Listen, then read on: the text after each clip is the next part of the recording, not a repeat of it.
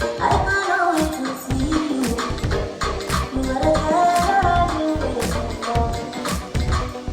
Do you know how much I really need you? I pray for the day when I can finally kiss you. You say every day I pray for you.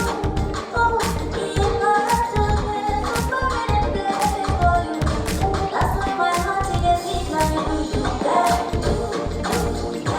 I had to go Google, like, can you throw up your baby? Because it was just a lot. What's up, you guys? Welcome back to my channel. Thank you so much for being here. If you're new, welcome. My name is Maybe Afolabi, and I film content on marriage, faith, and lifestyle in general. Maybe now motherhood. I don't know. But you guys, I'm here today to tell you everything that happened in my first trimester of pregnancy, because oh boy, it was a lot, you guys. So I just said, before I start to really forget, let me quickly come and document it and share with you guys. So today I'm currently 19 weeks and 5 days pregnant. Yes, we are almost halfway there.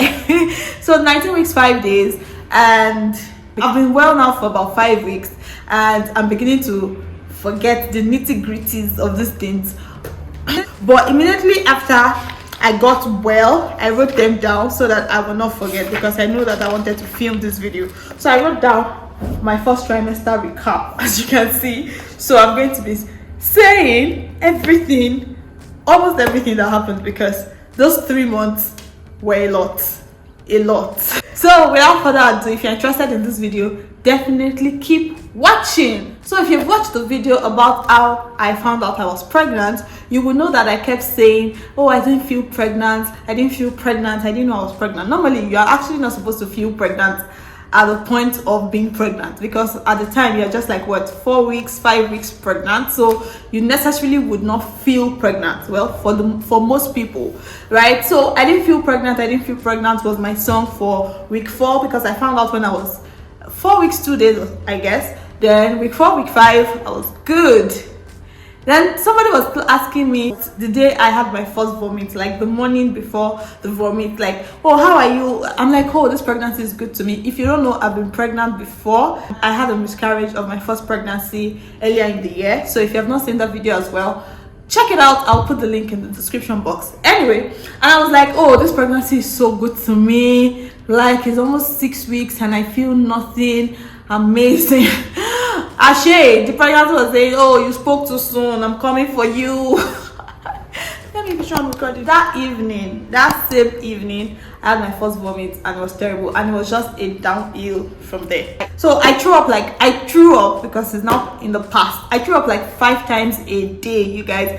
Everything I eat, I threw it up. Like, no matter, and I could not even eat plenty. You guys see, like I said, I'm beginning to forget the details of this thing. You know how they say that you forget?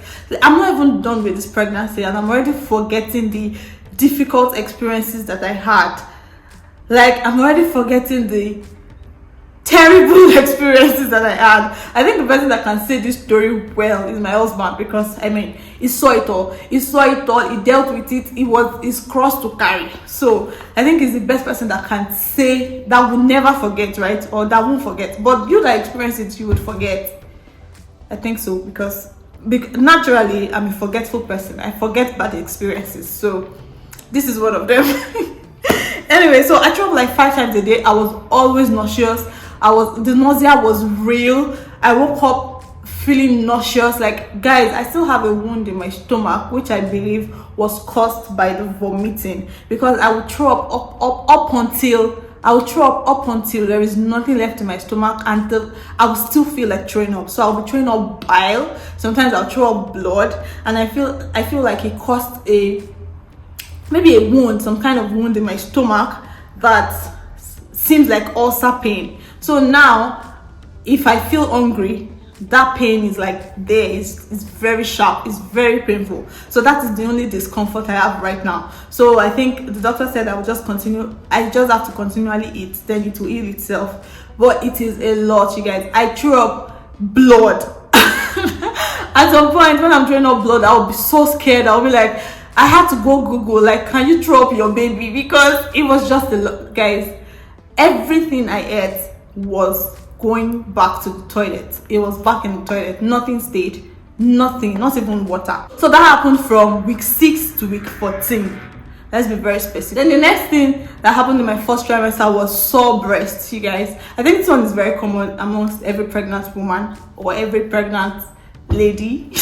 your breast just becomes very sore. Like, don't touch my breast. Don't eat it. Like, don't come close. If you hug me too tight, if you hug me too tight, I'll push you away. Like, it was sore. I wasn't. What is bra? Bra. I wasn't wearing bra. What's that? No way. I didn't wear bra for like 3 months straight. I'm even wearing bra today because I have to film this video. Even some other days when I'm going out, I don't wear bras. Till now, they're still sore. They are big. They are, you know. Let me quickly say something. So the other day, my husband was. This is TMI, but really, we talk about marriage here. The other day, my husband was looking at me and was like, so when are these going to go back to what they used to be? I'm like, what was that? He said, small and pecky. I said, my dear, welcome to the rest of your life. Because I mean, I'm not sure they're ever going to go back. They're so soft, they're so big, they're so full, so round. Yeah. Sore breast is a real thing, you guys. Then the next thing was extreme fatigue. I would wake up and the first thing that will come out of my mouth is, I'm tired. How? What did you do? Did you labor in sleep? I'm waking up from bed and the first thing I'm saying is, oh my god, I'm so tired. It was real. And I could not sleep during the day. I don't know why I wasn't napping. With the first pregnancy, I don't want to compare this pregnancy with the first one, but I don't have any other thing to compare it with. With the first one, I was napping a lot because I wanted to say because I was very tired, but even now with this one I was very tired, but I couldn't sleep during the day. Even at night I would not sleep. Like, it was like I had insomnia. Is that what it's called? Insomnia. I'll put the correct spelling. I never know how to pronounce that thing. Anyway, it was like I couldn't sleep. Even at night till 1 a.m. I'm still up, 2 a.m. I'm still up. Maybe like 3 I'll just drift into sleep and wake up by 9 o'clock, 10 o'clock in the morning. Then the first thing I say is, I'm tired. Like, I was always tired. I'm still always tired, but it was nothing compared to the first trimester. It was bad. And I had food aversions. I mean, I was throwing up everything. Yes, I couldn't eat everything. Like, there were limited foods I could eat. I couldn't eat meat. What is meat? Who is meat?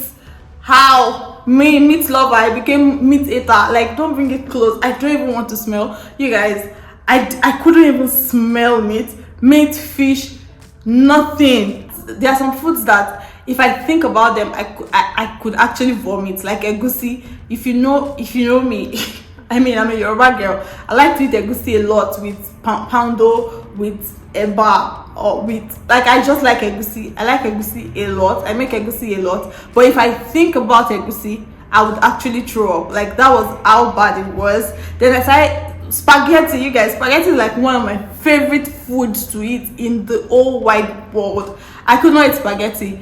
It was just trash. I'm like, tastes like dust. Then I started eating things that I would normally not eat, like egg. I don't like egg. I have not eaten egg since I was 13. Since I was 9, since I was in GSS 1. I don't like egg. I don't like to eat it. I don't like to smell it. But I started eating egg a lot. Even though I couldn't eat it alone, I have to eat it with something very spicy, like rice and spicy stew. But I had to eat fried egg. I had to eat boiled egg. Then I started eating yam and fried egg. Like, you guys, you know how people are very crazy about yam and fried egg? I am one of the people that never see any point. I'm like, this is rubbish. You are eating rubbish. That rubbish became one of the only things I could eat. So I was eating rice and very peppered sauce. Like, it has to be pepper. It has to burn your mouth. It will burn my mouth, burn my stomach. Then when I'm throwing it back up, it burns. But that was the only thing I could eat. Then yam and fried egg. Then toast. Toast was a must. I toast bread like every day. I think that lasted up until week 9 or week 10. Then I stopped eating toast again. Then the only way I could take water was to put lemon and lime, because water tasted like dust. It tasted like dirt. So I had to put lemon and lime in my water. Then everything would just stink. I would stay in the room from morning till night because my husband was the one making me meals. It was the one making my food, and I could not smell them. If I smell them, I would not eat it. Actually, I realized that I could not cook again, because when I cooked them, that was around week 6, week 7. Because when I cook, I can't eat what I made. So I stopped cooking altogether. So my husband started making my foods, and I could not stay in the living room because, you know, it's an open plan kitchen. So whatever is cooking in the kitchen will smell in the living room. So I could not stay here. I would always have to stay in the room and shut the door. Like if my husband comes inside, maybe to just check on me, when he's going back out, he has to shut the door. Like if he forgets, he comes back to shut it, because this girl, let her know. Everything would stink. Like if I go out, I can't stay in a coffee shop because it just had a bad smell. I don't love to take coffee, but I love the smell of coffee. But coffee tasted like I couldn't stand it. Like everything would just smell. Everything. What smelled nice to me was no smell at all. I don't want to smell anything. That was the only thing that smelled nice. Then I was bloated a lot. I had bloated tummy a lot. I didn't start showing until like 18 weeks, right? That was when I started really showing. So, but this time I was just bloated. My husband said, "Oh, your tummy is coming out," but me, I know that my tummy is not coming out because I was just bloated unnecessarily. Like it was hair. I could feel that it was just hair that was there, and it was just so uncomfortable. You know how you feel when you're constipated? It was just very uncomfortable. I was bloated a lot. My tummy was just unnecessarily round.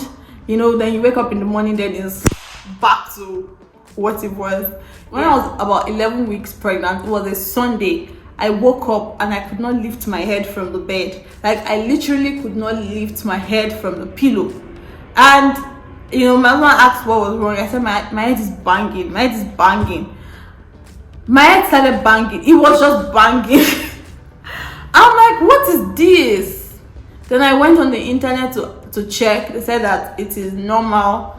It is then they said it is normal that you can feel headaches in pregnancy, especially in the first trimester. And you guys, it was not even normal headaches, right? It was not normal headaches. It was like migraine. At 13 weeks, when I went back to see the doctor for my appointment, and I told her about it, then she said that it's normal, that it can last up to week 17.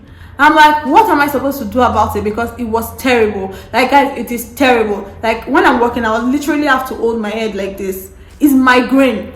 Because it's not headache. I've had headaches before. When you have headaches, you use paracetamol and you can instantly feel relieved. You use paracetamol for this one, but it's like they just took 20% of the problem away. The 80% is still there.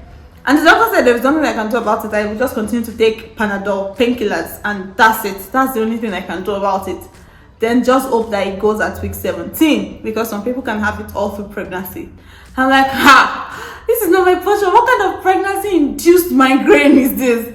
Guys, it was terrible. I cannot even begin to say how terrible this thing was. But thankfully, I think mine stopped around week 17, like the doctor predicted. Yeah, it stopped around week 17. It stopped around week 17 and I stopped having the migraines. I finished 2 bottles of Panadol in 1 month. Like I don't take medicine. I don't like medicine. I'll get to somebody's house and the first thing I'm asking for is paracetamol. Like, please give me paracetamol. Please help me and give me paracetamol. That's if I forget to take my own, because I always put it in my bag. It was terrible. It was bad.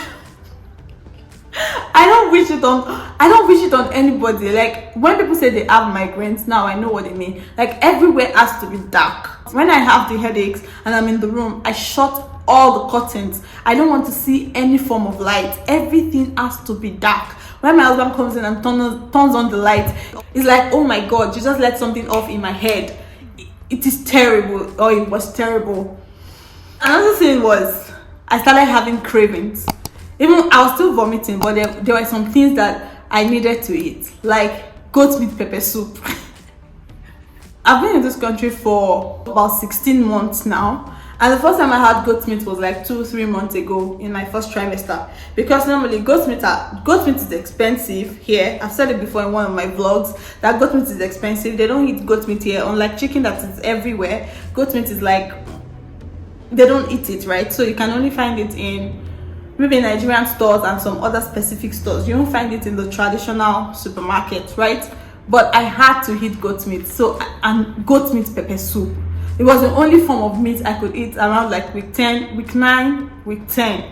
That was the only form of meat I could eat, right? So I'll buy goat meat and make it into pepper soup. My auntie made it for me once. I had it for like 1 week because I put it in the freezer. So I'll just take it like from time to time. Guys, I will eat it and throw it up. But I mean, I was eating to throw up actually. Like, the main purpose of eating in first trimester was so that when I throw up, there is something to throw up, so that I don't hurt my tummy the more. That was the main reason for eating. Like, I would eat it and in 10 minutes I'll throw it up, which was fine. At least I satisfied that craving at the time. Yeah. Then another thing I really craved was noodles, Indomie instant noodles, and it was only my husband. Even till now, it is only my husband that can make the noodles that I eat in pregnancy. Even I cannot make the noodles that I want to eat in pregnancy. I literally don't even know how to make noodles anymore. Like, I cannot make noodles anymore. So my husband would always make me noodles. There was a time that we went to my auntie's place and he wanted to make, and it was like, oh, maybe he has not had breakfast. And you know, somebody in the house, grandma actually, offered to make the noodles, and Toby was like, no, I'm the only one that can make it. That was very funny. Yeah, but yeah, I ate noodles a lot. I think I ate noodles at some point. I ate noodles every day, like every day, sometimes twice in one day. It was that bad. Then another thing I craved was spring rolls. I'll buy the spring rolls. I'll crave it. I'll buy it. I'll eat like one, and I would not be able to eat it anymore. But I needed to see the spring rolls, like spring rolls. Yeah, so those were the cravings I had. The next thing on my list is my emotions. Emotions were just all over the place. It was all over the place. Like, you would say something to me and I'll cry. I'll think about something and I would cry. Then there's a time I want to say thank you to my husband and I'll cry. Like, I was just always crying. My emotions were just everywhere. It was just a lot. Normally I'm an emotional person, but I know how to contain my emotions. I only show emotions to people that I'm very vulnerable with. I mean, I do a good job at protecting myself, not showing vulnerability, not showing my emotions, right? But I can't control it. Even till now, I think the emotion is going to run all through pregnancy. Yeah, till now, emotions are everywhere. I just cry like a baby when I need to cry. When I think about something too much, I cry. But I just cry. Anyway, I think that is everything I can remember. Because at the time I wrote this was everything I remembered. I'm not sure if there is any other thing. I'm not sure. I must have mentioned it in a vlog here and there. You guys, I tried to vlog in first trimester, but it wasn't working. It wasn't. Anyway, so thank you so much, guys, for watching. Let me know if you've been pregnant before, if you're currently pregnant. Let me know what your first trimester symptoms are. Let me know what they are in the comment section. If you can relate to anything I said, let me also know in the comment section. And there are some people that I do not like my friend Lovely Gift on YouTube. She said her pregnancy was like very smooth. And I'm just like, what did I offend? Me? What did I offend? Yeah, there are some people like that. They're just lucky. You don't know what God has done for you. I really do envy you. I envy you from a good place. I really wish that would be my next story. But we move. Like I said, I'm already forgetting these things. Yeah, that's why people have 10 children, because they forget the pain. But it's never gonna be me. Never, ever gonna be me. So next time I come your way, guys, I hope that you do well and God bless you. And I hope that you continue to enjoy this pregnancy series, because I'm sure that I will continue to film from now onwards. Bye, guys.